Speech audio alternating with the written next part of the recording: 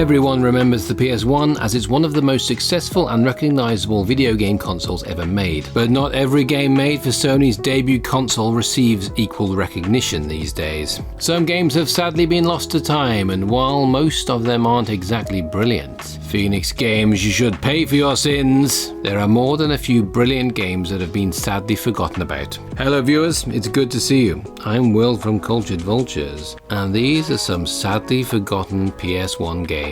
And by the way, don't forget to like and subscribe. It gives us a warm, fuzzy feeling in our tum-tums.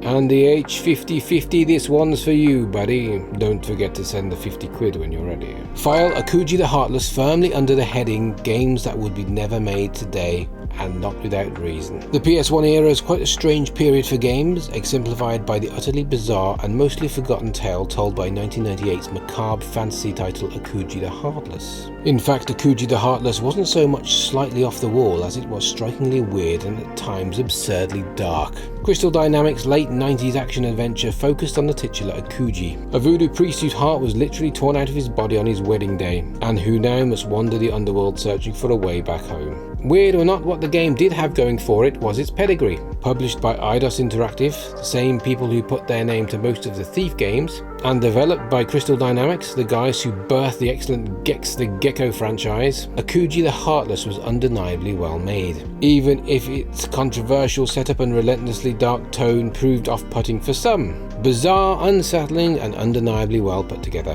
Akuji the Heartless is an underrated PS1 game that is definitely not for kids.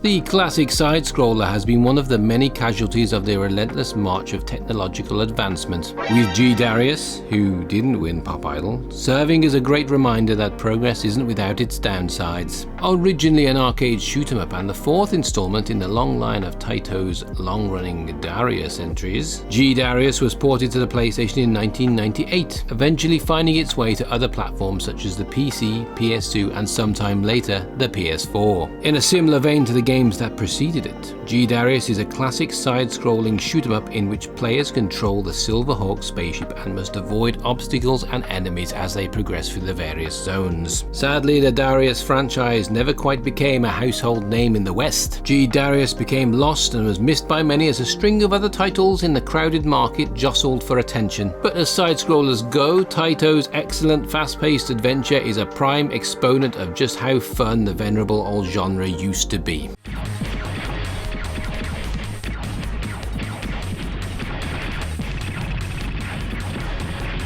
Over the past few years, Capcom have made a pretty penny for themselves releasing collections of old Mega Man games. These include the mainline Mega Man Legacy Collection, the Mega Man X Legacy Collection, Mega Man 0/ZX Legacy Collection, and please allow me to get my breath here, Mega Man Battle Network Legacy Collection. There's still more Mega Man to compile though, with Mega Man Legends a prime candidate for re-release. Hopefully though, the collection will include The Misadventures of Tron Bonne, a prequel to the entire series. Following the anti-hero of the Legends series, The Misadventures of Tron Bonne sees the titular mech pilot and her loyal servbots trying to lie, cheat and steal in order to raise enough funds to rescue her family from crippling debt. With 3 different likes of levels available, which range from puzzle stages to adventure stages to action stages. Similar to the rest of the Legend series, The Misadventures of Tron Bonne deserves to be remembered alongside the best of the Mega Man series, and not just because of how deep it will put you into your overdraft just to buy a physical copy. Tron Bonne? No, money gone.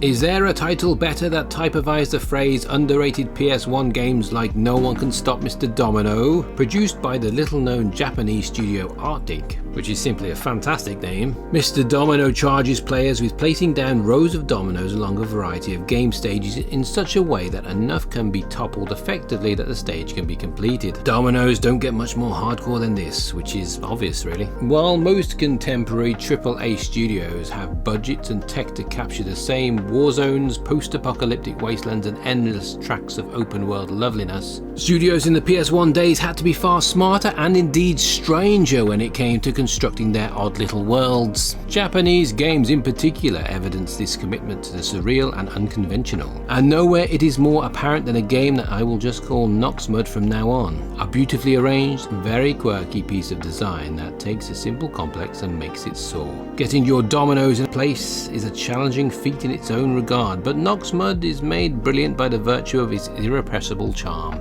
If you like games like the gorgeous Katamari franchise, then you'll likely love this domino-obsessed cousin. When and where else could you enjoy puzzle games built around anthropomorphic dominoes in a mainline market? Keep your God of War Ragnarok. Give me No One Can Stop Mr. Domino, if you can stop him before he gets too powerful. Oh no, he's gone supernova and will end us all!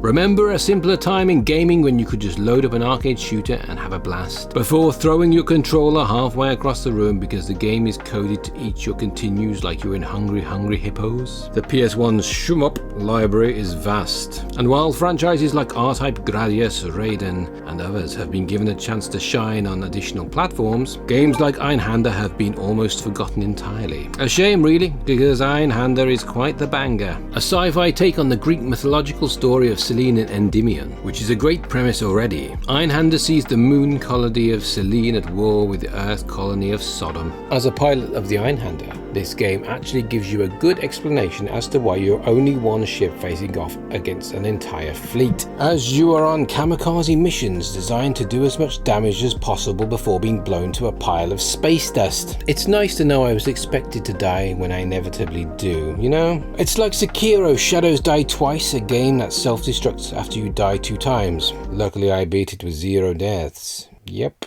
definitely did. Even with the mighty score of 89 on Metacritic, Einhander is falling out of the minds of the many, and that's a pity.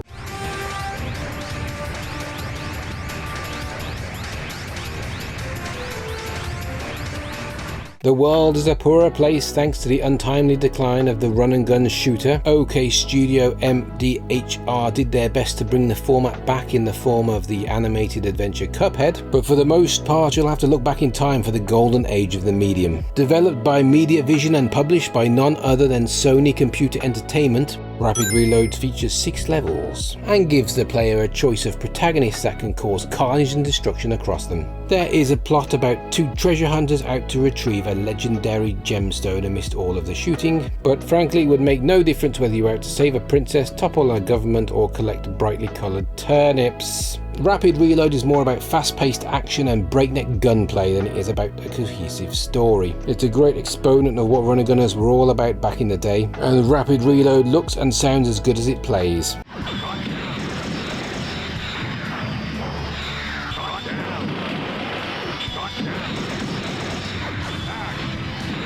When you really look at it, Gundam Battle Assault 2 had no other choice than to be underrated and overlooked. The first game, which was released on the PS1 in 1998, before being ported to the West after the turn of the millennium, didn't review the best, so naturally that would affect the sales of any sequel. What didn't help matters is that Gundam Battle Assault 2 is the fact that it launched exclusively on the PS1 at the tail end of 2002, with the console's successor, the PS2, already heading towards its 3rd year on shop shelves, and series like Grand Theft Auto are already starting to cook. What makes it all so tragic that Gundam Battle Assault 2 is considered to be a massive improvement over the original game, with tighter controls, more characters, better individual stories for each character, and improved visual presentation.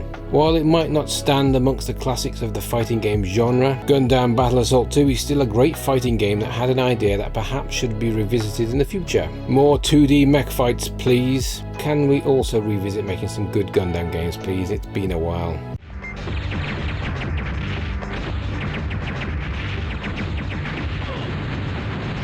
Top-down shoot-em-ups were all the rage back during the PS1 generation of consoles and even before then. The formula couldn't be simpler, as as you often enter the room, laid waste to hundreds of enemies, usually with some kind of superior weapon, and then moved on to the next room. It's a genre that kept gaming alive for a while, and while Silent Bomber can count itself among those kinds of games, it's actually a bit different from others. Yes, you are cleaning out rooms, but instead you're using bombs like some kind of unhinged bomberman. You know, without those pesky walls or blocks obstructing your explosions. As former war criminal Juta, you've been drafted to infiltrate and destroy a space cruiser referred to as the Dante. And you'll achieve this by chucking bombs all over the place until the credits roll. What makes Silent Bomber so much fun is that the fact that players can chain bombs together and even acquire upgrades and power-ups that change the properties of bombs entirely, adding a bit of depth to what could have merely been a brainless series of explosions.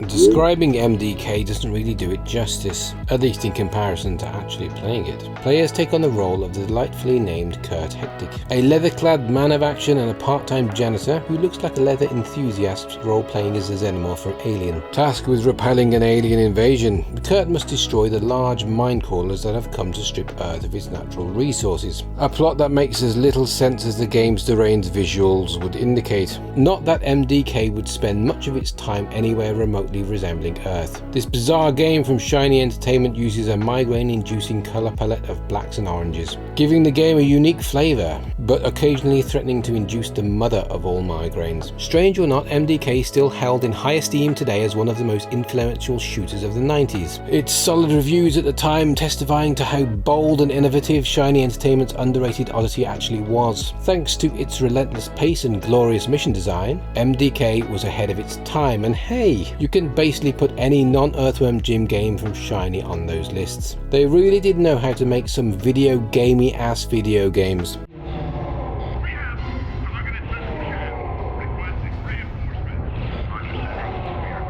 There's something to be said about a game that goes for a strong opening, and one, the almost universally forgotten shoot-'em-up / platformer hybrid from 1997, is about as strong as it gets. Your character wakes up in an abandoned apartment with no memory of who they are, and then immediately has to leg it to avoid the helicopter firing missiles at you. Oh, and if that's not weird enough for you, you now have a barcode on the back of your neck, and one of your arms has been replaced with a machine gun. Perfect cinema. 10 out of 10. No notes. The actual core gameplay of 1 is spread out across 6 levels, with your amnesiac character having to run, jump, and of course gun your way through hordes of enemies in the pursuit of truth. Why are you the most wanted man in town? Who strapped a gun to your arm? What's with all these bottomless death pits you have to avoid? These are some of the questions that will be answered, while the game's dynamic camera angles and formula flipping boss fights ensure that the action never gets stale for long. Compared to a Final Fantasy VII or other PS1 masterpieces, 1 is admittedly a brainless daisy chain of explosions from the press start screen to the end credits. But there's beauty in that kind of simplicity. At the end of the day, 1 is a fun action game that definitely deserves to be remembered. And that's our list. I hope you enjoyed it. Are there any games that have been forgotten that you remember? Please let us know in the comments. Everyone should have their own obscure, weird game. I personally remembered Sentient for the PS1, a really weird first-person adventure game in which you could string sentences together in a weird engine and then you could smile at people. I'm not describing it very well. I don't think it was that good, but I remember it and you should too.